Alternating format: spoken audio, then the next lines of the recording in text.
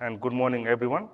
My talk today is mainly based on our work in the Norseman greenstone belt over the years, but mainly between 2021 and 2023. Over these 3 years, we extensively sampled diamond drill core and conducted several weeks of field studies in the greenstone belt. We particularly want to thank Scott Offerdane and the team at Pantoro Limited Norseman for providing access to their core yard and letting us sample. Here, just a quick outline of the talk. After some introductory slides, we will move on to the Norseman greenstone belt and go through geochronology and geochemistry. Then I will talk about the implications that these new data sets have for tectono-stratigraphic understanding for the Norseman greenstone belt and for the entire Ilgan Craton. Here we are all familiar with the Ilgan Craton. It is a granite greenstone terrain with that has been divided into 7 tectono-stratigraphic terrains, 3 in the west and 4 in the east that collectively comprise the Eastern Goldfield superterrain. But basically, all I want to show here is the location of the Norseman greenstone belt in the Ilgan Craton, which is outlined by this red polygon on the map. And as we all know, the Kalgoorlie terrain typically contains 2.72 to 2.69 GI basalt komatiite basalt succession, which is overlain by felsic volcanics and volcaniclastic rocks, and we have got locally occurring late basin sediments over the felsics. However, with more mapping and geochronology, we are identifying fragments of birdbill and UNME-like crust throughout the eastern goldfields and also in the Kalgoorlie terrain, and these include 2.8 GI succession, lower succession in Agnew, in Leonora, in Menzies, and perhaps around Coolgardie as well. So narrowing down onto the Norseman greenstone belt, and just a quick introduction, it lies in the southern part of the Kalgoorlie terrain, green schist to amphibolite facies metamorphic grade, and it is a typical granite greenstone belt and is composed of basalts, komatiites, mafic sills, banded iron formation, felsic volcanics and volcaniclastics, and granites. As you can see it outlined in red on the image. So what sparks interest in the Norseman greenstone belt? So the short answer is the Penisa Formation. Dave Nelson dated a felsic volcanic unit in the Penisa Formation and interpreted the crystallization age at 2.93 GI with genocrysts at 3.1 and 2.97 GI. However, Dave Nelson did not provide enough lithological association and contact relationships for the sample that he dated. And based on their own outcrop observation and Nelson's petrographic description, so particularly presence of microcline to interpret high metamorphic grade, and also their own outcrop observations to suggest that the sample was a paragneiss and all the dates were detrital. And this is the remaining half core from Dave Nelson's sample. It is a volcaniclastic conglomerate, which means the youngest dominant population is probably the eruption and depositional age. This conglomerate is interbedded with garnetiferous metabasalt in the upper part of the Penisa Formation. So this age indicates the upper age of the formation. Here's some historical context. So the Norseman greenstone belt was divided into several formations, which included the 2.93 GI mainly mafic basalt Penisa Formation, which was overlain by banded iron formation bearing mainly sedimentary Nogania Formation. However, the contact relationships between all these units are not very clear, and also all the mafic and then ultramafic sequence that the Ulinar Formation is mainly basaltic and it overlies the Nogania Formation.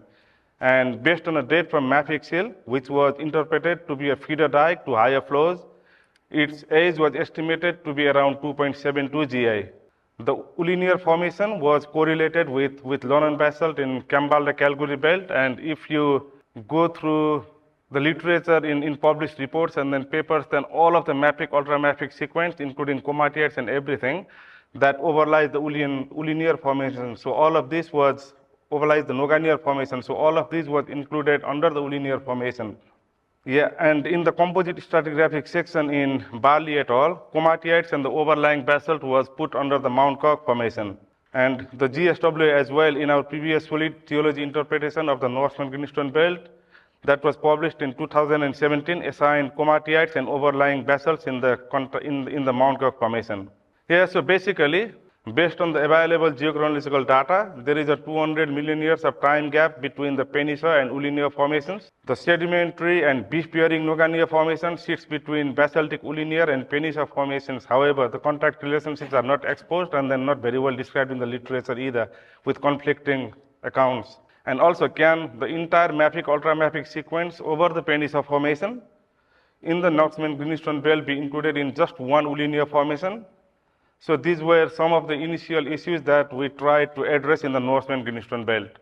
So between 2021 and 2023, we analyzed 831 new samples for high-quality multi-element geochemistry through all stratigraphic levels. 611 of those are from diamond drill cores, with a significant number coming from Pantoro gold. The core sampling was, of course, accompanied by fieldwork and outcrop sampling. We have also obtained 17 new uranium-lead zircon edges and an apatite edge, with a few more dates still being analyzed. And based on all this, we are now able to interpret and present a major revision of the Norseman greenstone belt stratigraphy and how it is different, how it is relevant to the evolution of the entire Yilgarn Craton. This is the revised stratigraphic column of the Norseman greenstone belt, which is based on our field mapping, accompanied by extensive new geochem and geochron. As you can see, the basaltic Peninsula formation and the sedimentary Nogania formations are older than 2.9 GI and form the basal units in the Norseman greenstone belt. The Nogania formation is overlain by mainly basaltic Ulinia formation, which is older than 2.8 GI. So there is about 100 million years time gap between the Nogania and Ulinia formations.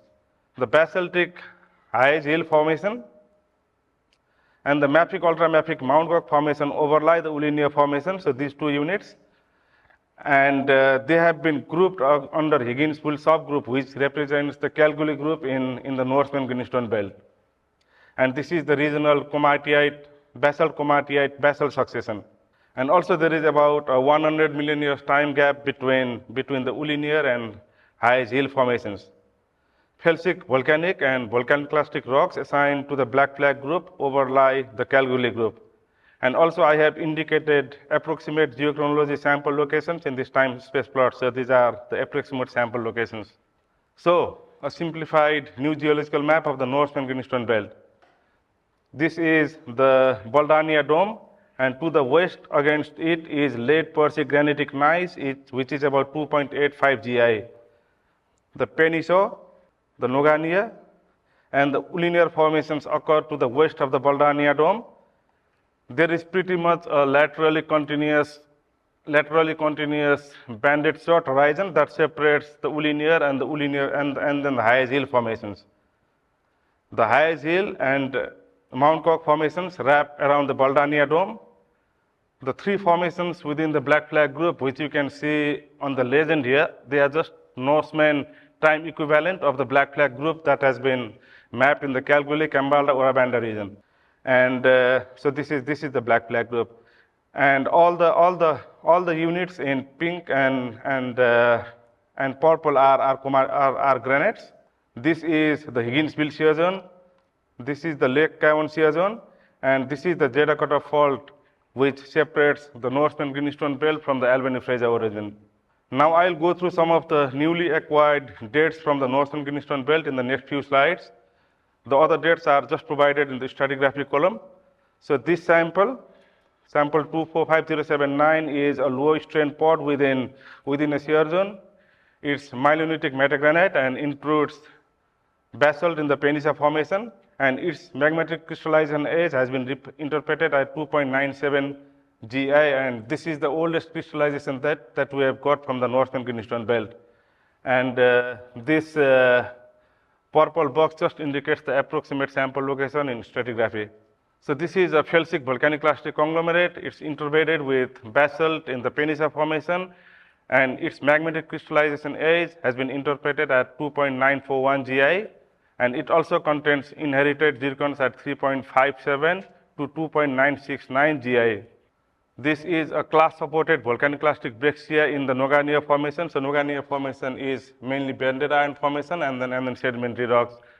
And the crystallization age of the volcanic protolith for this rock was interpreted at 2.938 GI, and it contains inherited zircons at 2.98 GI. A quartz feldspar metaporphyry, which includes basalt of the Peninsula Formation, and it has an igneous crystallization age at 2.859 GI. So lower Persic granitic gneiss, so we sampled fine-grained equigranular metatonalite. The lower Persic granitic gneiss, so which is this one, and it includes basalt in the Peninsula Formation, but it is also intruded by the Baldania granodiorite. And the magmatic crystallization age of the granitic protolith was interpreted at 2.852 GI, and it has inherited zircon at 2.945 GI. Volcaniclastic metaconglomerate, which is interbedded with basalt in the lower section of the Ulinia Formation. This metaconglomerate has got bipyramidal volcanic quartz crystal fragments, which suggest rapid transport from a contemporaneous volcanic source. And we're talking to Rekas about this particular sample. Rekas is in the audience. Thank you, Ray. And its magmatic crystallization age is at 2.822 GI. And also it has got detrital age components at 3.529, 3.358, and 3.273 GI, which are interpreted as the ages of zircon crystallizing rocks in the detrital source regions, or as the ages of detrital components within sediments that have been reworked into the rock. We also collected 2 enriched high magnesium dolerites that have affinities with aluminum depleted komatiite for apatite uranium lead dating. This was done by Mark Hatnadi at Curtin University. These dolerites are unusual for East Ilgan and in the Norseman greenstone belt. They form silts in the Peninsula Formation and in the Ulinia Formation, but also occur as flows in the upper part of the Ulinia Formation. So these silts have given an age of about 3 GI, and although the error is large, they must be older than 2.79 GI.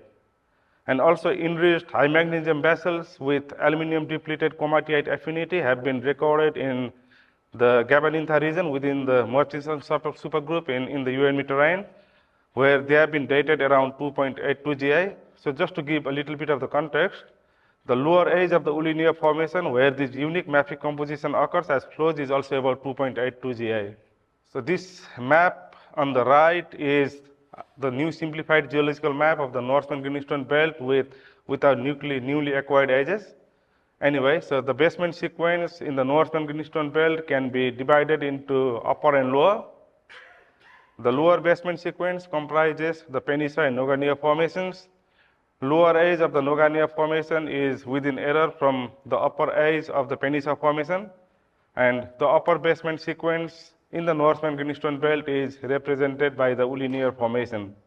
The lower basement of the Peninsula and Nogania formations are broadly equivalent to the southern crust supergroup in the UNM terrain, and also there is a broad similarity in stratigraphy and age between the Nori supergroup and within the Murchison supergroup and the Ulinia formation.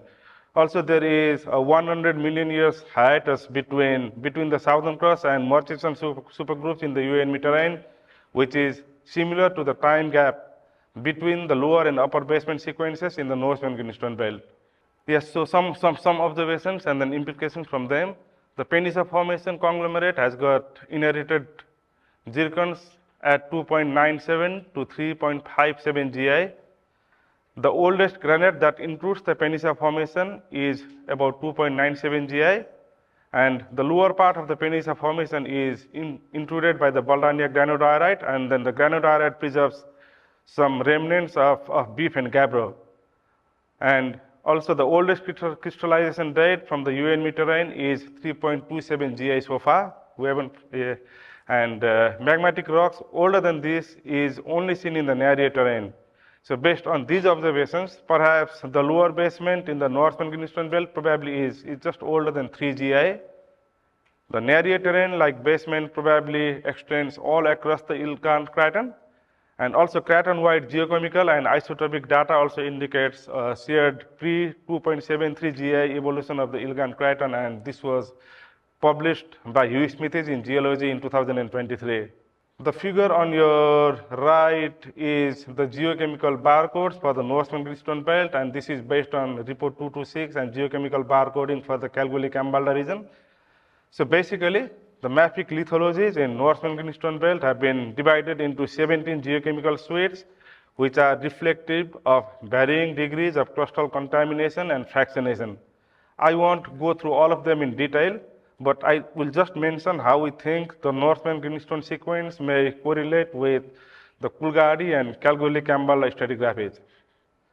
We think that the high hill formation is stratigraphically equivalent to the regional lower basalt in the Kalgoorlie terrain, and it can be correlated with the lower basalt like Lonan basalt and Lindsay's basalt.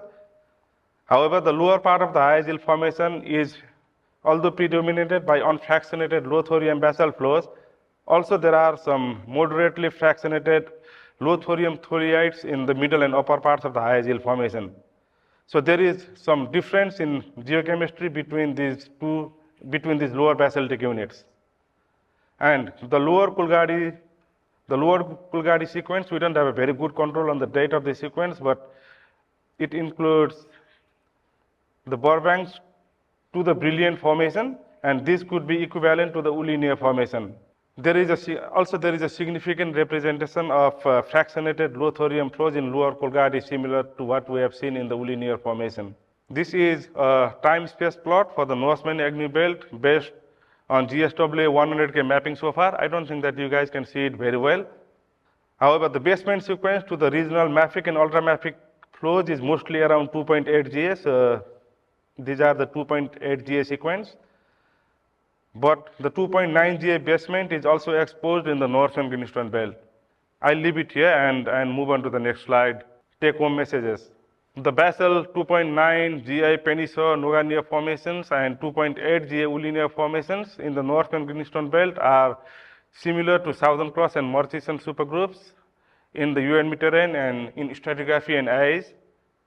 Inherited detrital zircons, and which are probably sourced from clast composition in volcanic clastic rocks, suggests that the narrow terrain like crust probably extends underneath the Ilgan craton. And we have got plans to do some isotope works, neodymium, hafnium, and oxygen isotope on old zircons from the Norseman greenstone belt in future. The high hill and Mount Cook formations represent the classic Kalgoorlie terrain basalt komatiite basalt sequence in the Norseman greenstone belt. Thank you.